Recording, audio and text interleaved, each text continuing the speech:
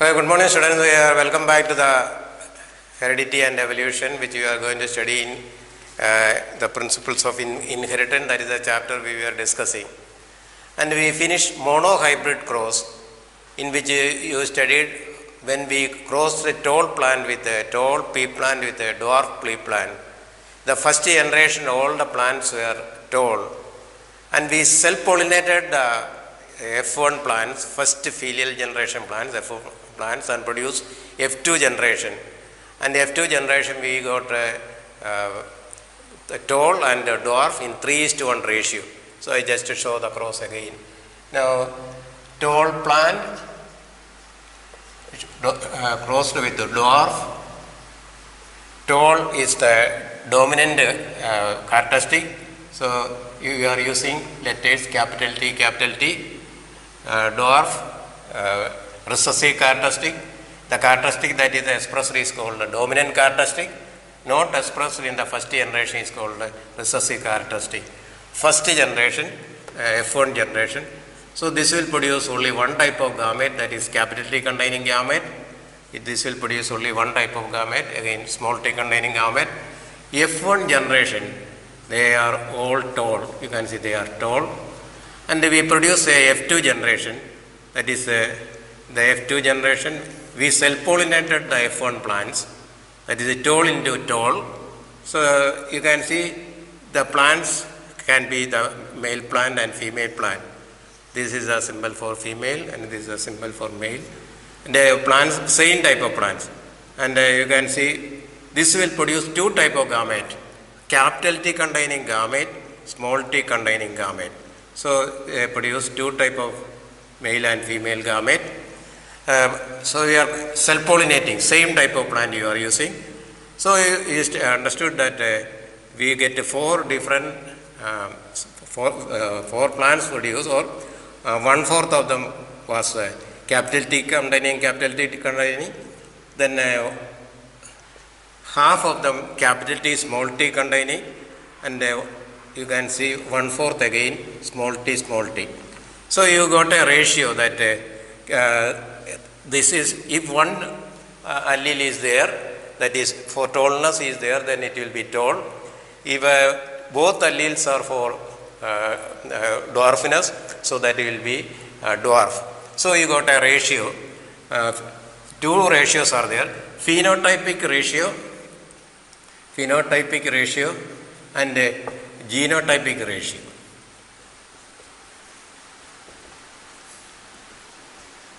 Two ratio. Actually, the phenotype means external expression, tall or dwarf. Genotype means the gene.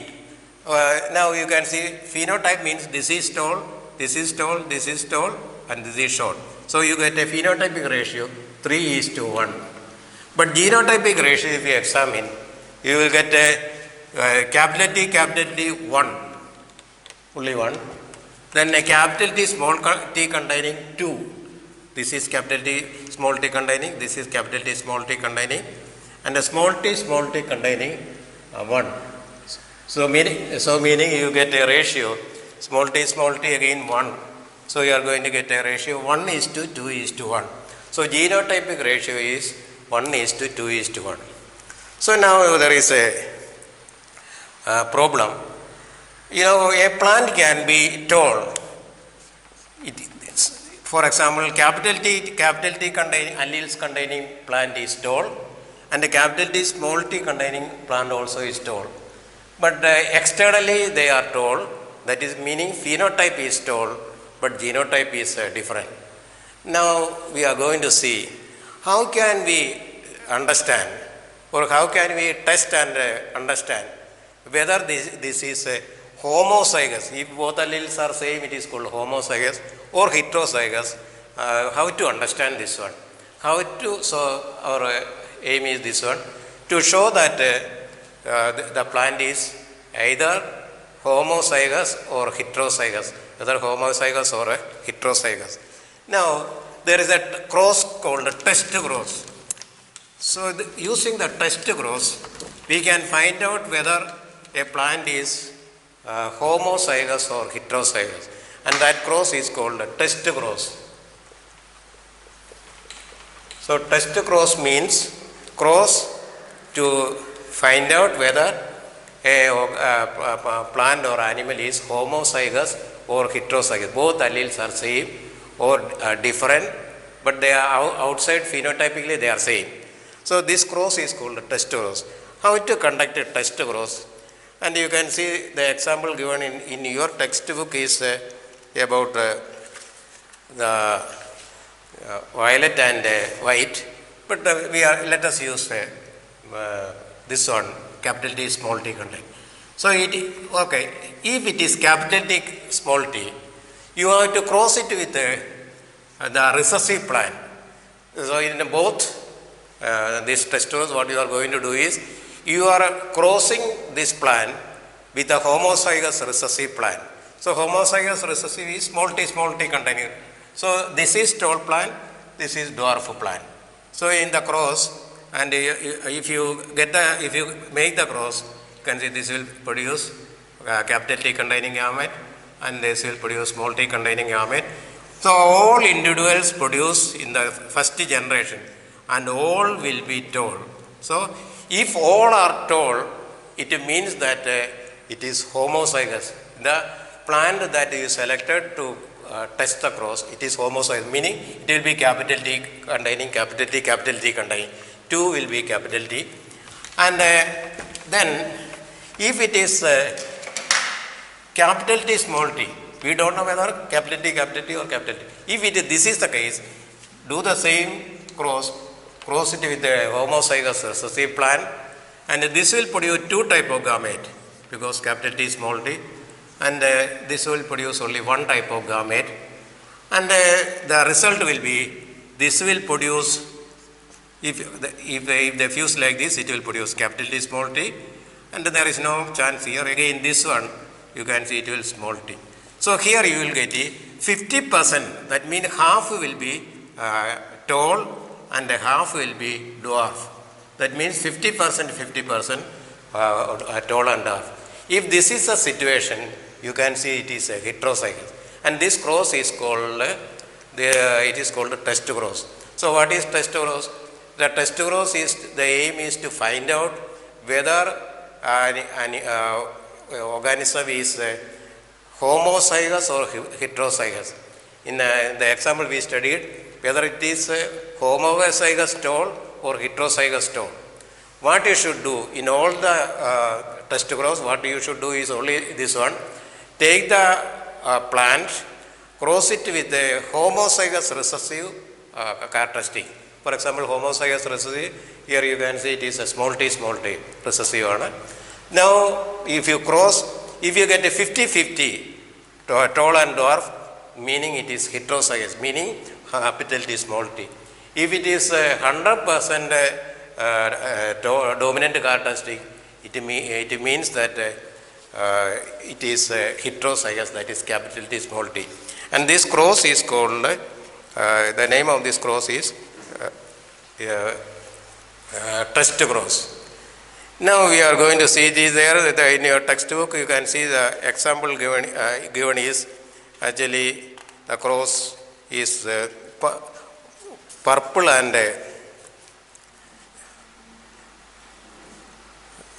violet and white.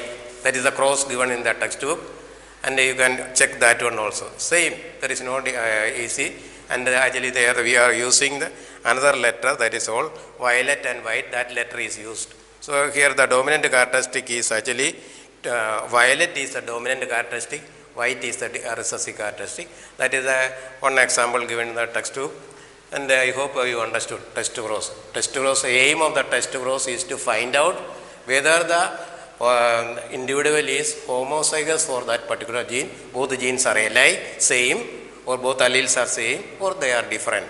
To find out that one, cross it with the homozygous recessive plant, you will get the result 100% and 50-50. From that one you can identify. So now we are going to see, after conducting monohybrid cross, Mendel came with a certain important conclusion, and these are the important conclusions. So he came with certain important laws, and these laws are called Mendel's laws of inheritance. So after the monohybrid course, he came with certain important laws. The laws are called laws of Mendel's laws of inheritance. The important laws are: one, law of dominance. Law of dominance means if two organisms with contrasting characteristics are crossed, only one characteristic will express in the first generation, and the characteristic that expressed is called dominant characteristic, and this law is called the law of dominance. And the second law under the same law of dominance, at the second point is, you can see alleles or genes, the alternative forms of the genes are called alleles. They are always found in pairs. That means for one characteristic, two alleles will be there. So factors at the time of Mendel, he used the term factor. Now we are using genes. So actually alleles or genes are found in pairs. And the third point under law of dominance is this one. When at the time of gamete formation, the alleles will separate and get into two different gametes, and that is what is called law of segregation. Law of segregation means when two alleles stay together, for example, capital T and small t, the alleles, when they stay together, they will not blend each other, meaning they will not mix each other. At the time of gamete formation, they get separated and get into two gametes. For example, here, two capital T and small t, two alleles are remaining together. But at the time of gamete formation, this is one gamete, this is two gametes, they are separated into two gametes. And that is what is called law of segregation. So these are the important laws of once again textbook it is given there. Law of dominance. Characteristics are controlled by factors, and it is now we know they are known as genes. Second one, genes are found in pairs. Characteristics are controlled by factors, now called genes. And the second one, genes are found in pairs. And you can see there is no blending of when two alleles remain together, there is no mixing of this or no blending of the gene. And at the time of gamete formation, they separate and they get into different gamete. Okay, now next, incomplete dominance. So now you studied that violet and white. If you take the example, violet is dominant, white is recessive. If we take a tall and a dwarf, tall is dominant, dwarf is recessive. Now we are going to take a case, a plant called dog flower or snapdragon. Another name, three names are given, and actually the botanical name is Andirhirnum. You have to remember all these names. And this plant, if you take the example, it is another plant which is very common in our place, and 4 o'clock plant. Actually it will flower at 4 o'clock. So many colors are there, red, white, pink, so many colors are available. One plant is there. And if you make a cross with this plant, that means snapdragon plant, and you are crossing with red with white. So here we are going to see incomplete dominance.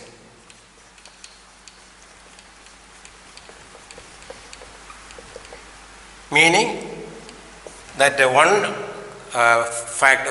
allele is not completely dominant over the other. Example, we are going to see, there is a plant called red plant, red flowered plant, that is snapdragon, or it is crossed with white. Actually, if red color is dominant, the first generation should be red. White color is dominant, that means the first generation will be white. But you are getting an interesting characteristic. You can see the first generation, capital R, and small r, small r. That is how it is given in the textbook. And now this will produce one type of gamete, capital R containing gamete, small r containing gamete. First generation, you can see it will produce capital R, small r. So if capital R is dominant characteristic, this should be dominant. But this one is, instead of dominance, you are getting pink color. In between, middle color, like mixing two paints, white and red paints, when they mix, and it will get a middle color. Like in the first generation, you are getting a middle color. This first generation individuals, that is capital R, small r, pink to pink flowers, that is a pink, it is self-pollinated into pink. That means capital R, small r, capital R, small r. So he produced a second generation. And the second generation, you can, similar to the other one, 4 individuals are produced, and the capital R gametes, 2 types of gametes are there. Similarly, and this one can fuse with this one, capital R, capital R. This can fuse with this one, capital R, small r. This can fuse with this one, small r, capital R. Or capital R, small r, no problem. Small r, last one, this and this. So 4 individuals, like F2 generation, we produce 4 individuals. And you can see one out of that one, you get a ratio red 1, then a pink 2, and also then again white 1. That means this ratio is phenotypic ratio, not genotypic ratio. You get a ratio 1:2:1. Genotypic ratio also same, meaning genotype also capital R 1, capital R 1, capital R, small r 1, small r 1. So this one capital R, small r 2, small r 2. So you get a ratio 1:2:1. So meaning genotypic ratio and phenotypic ratio is similar, is same, and this kind of inheritance is called incomplete dominant. One characteristic is not completely dominant over the other, and that is what is called incomplete dominant. And in incomplete dominant, you get both alleles have equal, or the other recessive, there is no recessive nature, both have equal effect on the characteristic of an organism. So it is called incomplete dominance. So both in the F2 generation, the phenotypic and genotypic ratio will be same. But in the other cross, Tollendorf cross, you can see you got in the second generation 3:1 ratio. But here you are getting 1:2:1 ratio as the phenotypic ratio. Okay. Now we stop here. I hope two important things we discussed. That is law of dominance we discussed, test cross and incomplete dominance. Both are important for the exam. And go through it, and if you have any doubt during the class time, you inform me. Okay. Wish you all the best.